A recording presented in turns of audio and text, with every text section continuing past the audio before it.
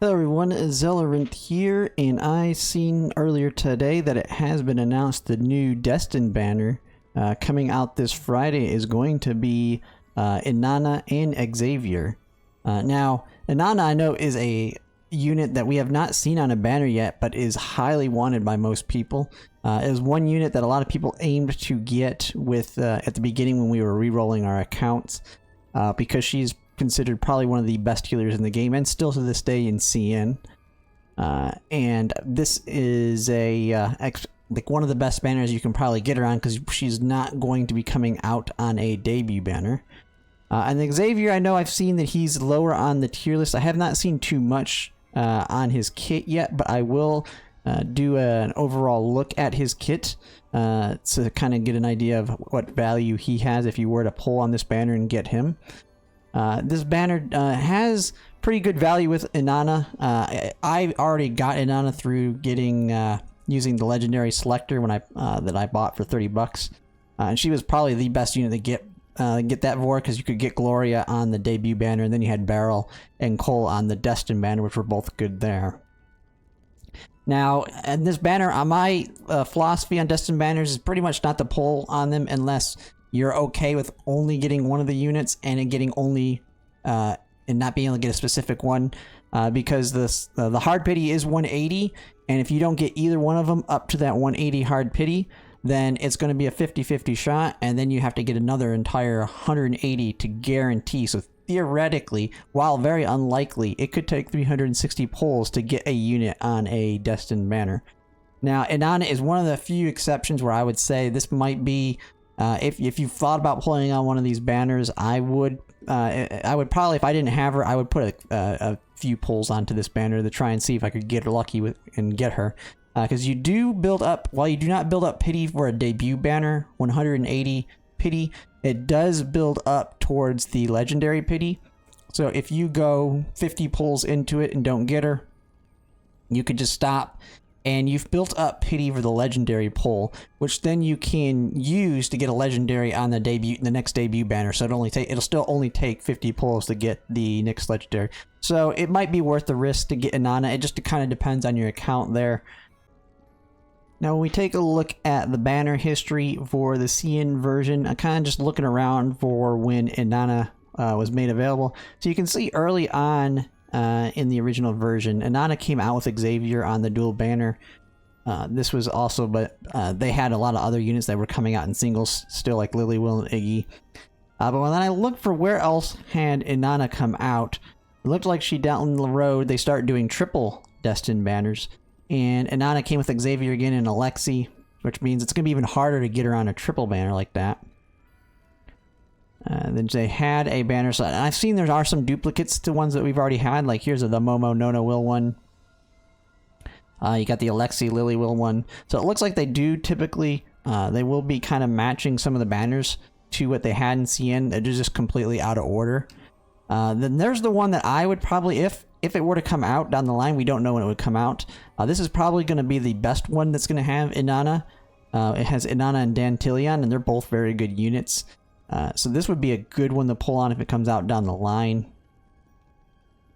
And then there's the really good one that had come out recently in CN, but I don't know if I'd want to wait this long to try and get her. But they have Krakoa and Inanna, which Krakoa right now is on the debut banner, and if you want her, which I think most people should get her, you just pull on the debuter currently for Krakoa.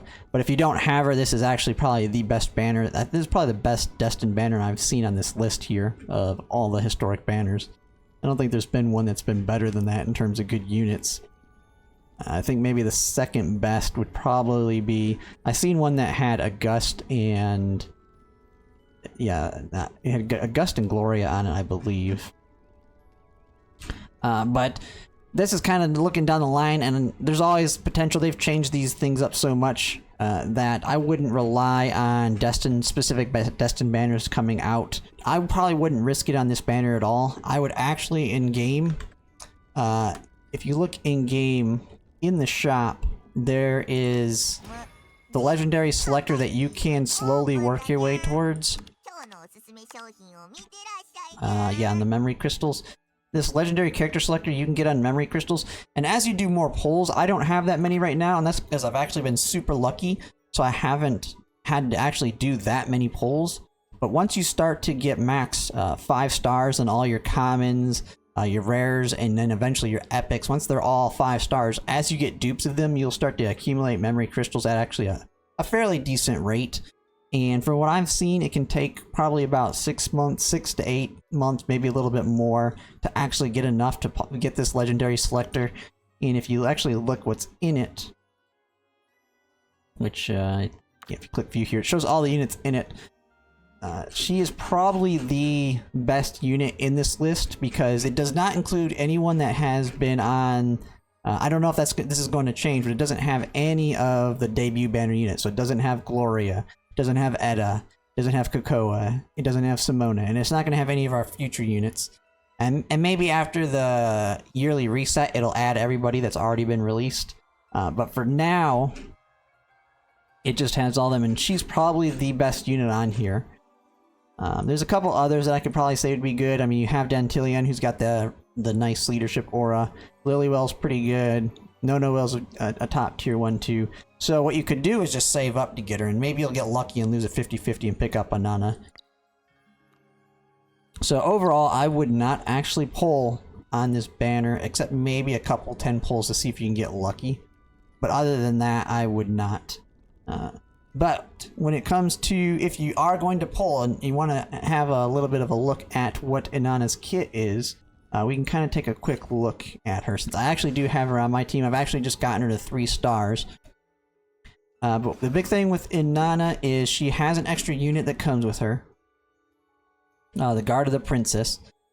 And this Guard of the Princess, basically at 1 star, almost acts just like a distraction or fodder. He's very weak, dies very easily.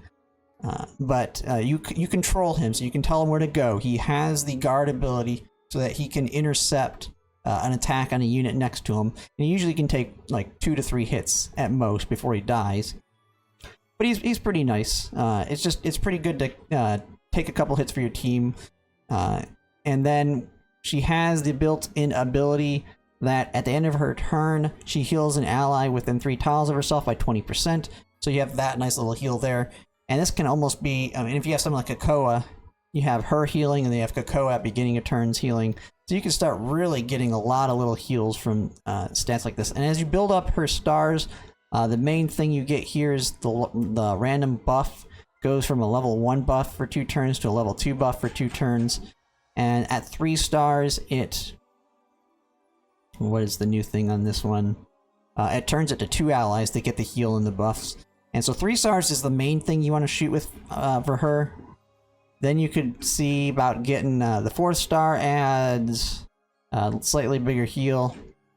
And then you still get the level 2 buffs. And I believe that's the main thing on the 4 star.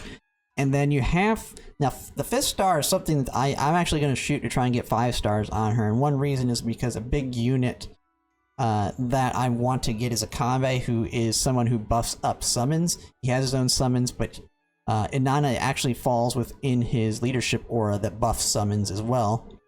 And the level 5 actually makes the Guard of Princess have an attack and defense increase of 15%. And that 15% might be not that big of a deal, but then a Convallaria on top of that adds some more stats to him. So it can make him where he can maybe do actually a decent amount of damage and actually be able to take a little bit more. And just having that extra survivability might make it have more value than he currently does. And then as well as... and then I think it's... Oh, the other big thing is it increases the tiles too. It goes from 3 tiles within 4 tiles of Inanna. So overall, her trait's really nice. Probably the best one of all the healers. And then when you actually go to her skills in her kit... the biggest thing is actually, her rank 1 skill here, the Princess Prayer, is probably the most overpowered support skill there is, in my opinion. The big thing is this one is it allows one ally that has already acted to act again, and Inanna's generally going to be your last unit to act. So you can use this on somebody to let them go again, and this is very useful on specific units too. So you have like Beryl, who might be starting up her meteor, and it takes a turn for it to charge. Well, if you use Inanna, she can immediately launch her meteor, and that gives that makes it so the enemies don't have the time to move out of the way. So that can be extremely valuable. And then it also grants them, it gives them that extra turn, but then it also gives them an attack +2 and magic defense +2 for 2 turns. And she can do it on the Guard of the Princess, which then will heal it for an additional 60% of magic attack. I mean, Guard of the Princess is not generally one that I'm going to want to use it on. There's way more value in using this on one of your other units. But this is what overall makes her significantly better than a lot of the other healers. It's just the ability to let another unit go.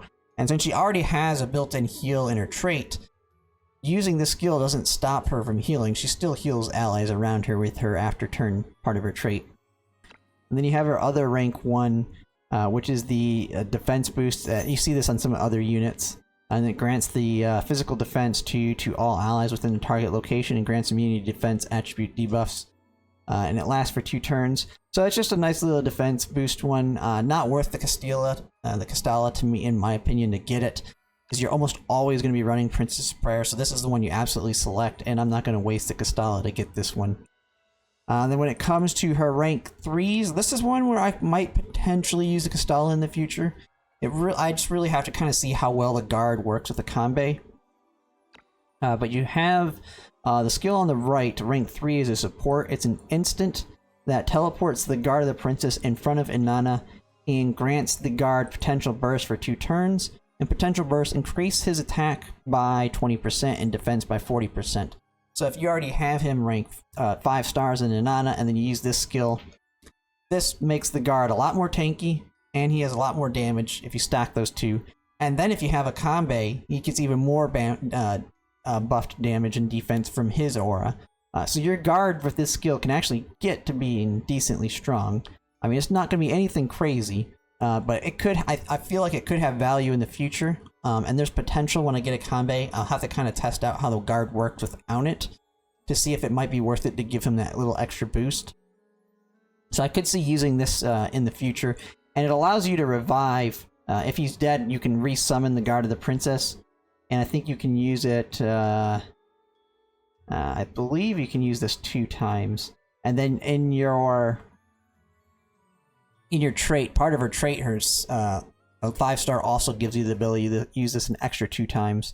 So pretty nice there that you can not only use the Guard as father, he gets a little tankier, and then as well as you can resummon him when he does die, so you can use him as another, take more hits.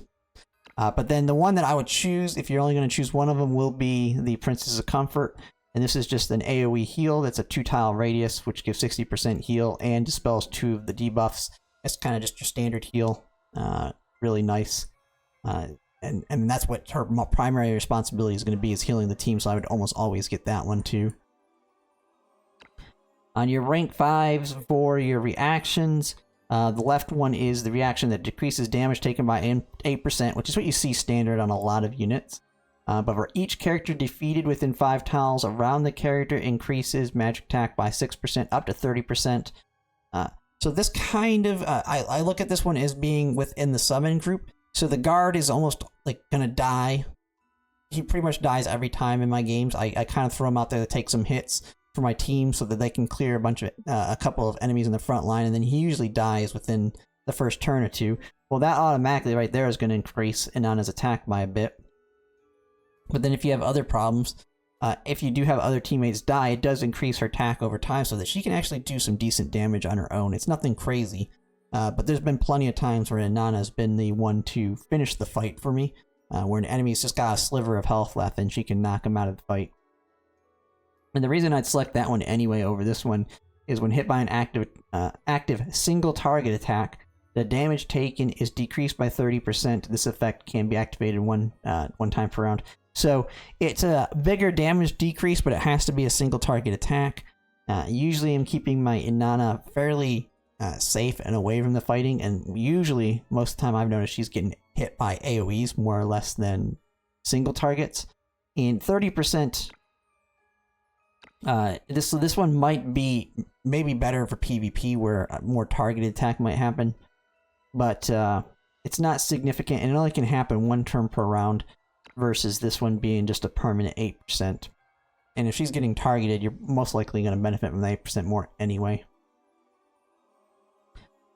So when you go up to the rank 7s, I really don't use either of these, or I don't really use this one, but it's the one I've selected on the left, which is a support. Grants all allies within 3 tiles around the character co-attack. And this one is a buff that increases the attack by 5%, and for every ally within 2 tiles up to 15%. So you can get a 15% attack, and defense is you can get up to a 40% defense. So this one, I haven't really had a use for it yet. I'm not saying it doesn't have a use, it's just Inanna has so many other skills that I'm using in her kit that I just haven't really been able to fit it in because I utilize pretty much everything else. So this one can be good if you're in a more group setting where you're all gonna be tight knit, because it can basically give a significant. I mean, it gives it to all the allies within the group so you can give all your allies a bunch of attack and all of them a bunch of defense. And this one actually I could probably end up using this with my Akambe summon build, just because if you have like 5 to 9 or not ninjas, but if you have 5 to 9 assassins out there and they're all bunched up in a group and you cast this on it, you're giving them all 15% attack and 40% defense. It's just making them a lot more tankier and able to do more damage. On the right of the rank 7, it's a magic damage increase. Deals 70% AoE damage to all enemies within a 2-tile radius of the target and dispels 2 buffs.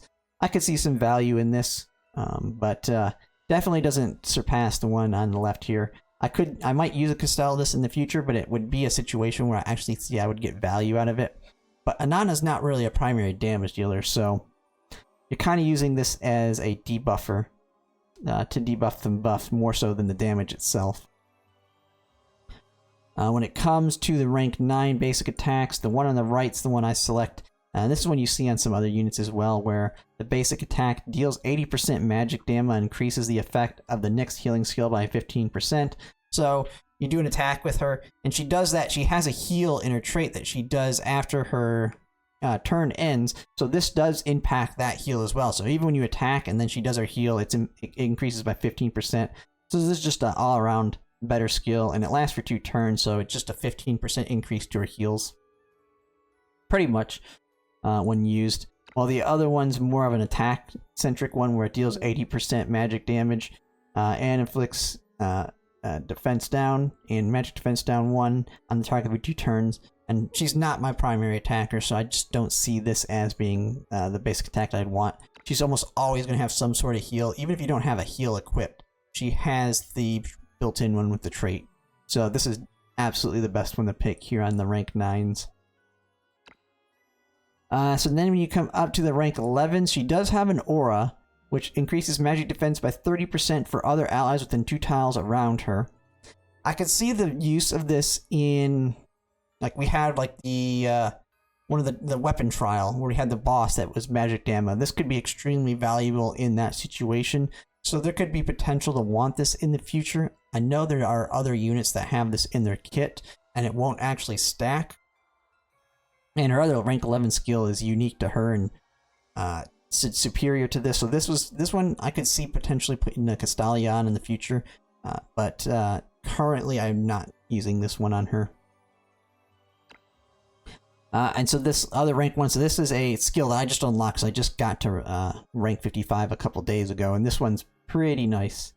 So Inanna sacrifices 90% of her current HP to spell all debuffs. So if she's been attacked, I mean, it's not going to kill her. From what I understand, I haven't actually used it yet, but this won't actually kill her. It can take her down to no health, but it won't actually kill her. And it will...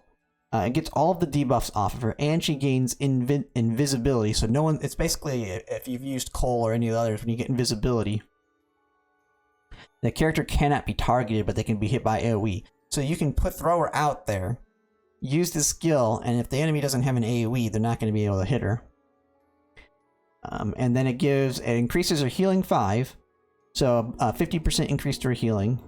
and expands the range of all of her trait skills by 2 times. So her healing, her large AoE, or her end of turn AoE that she has, is increased by 2 tiles. And then if you think it has 4, so now you have 6 tiles out and go, and it gets a 50% increase to its heal.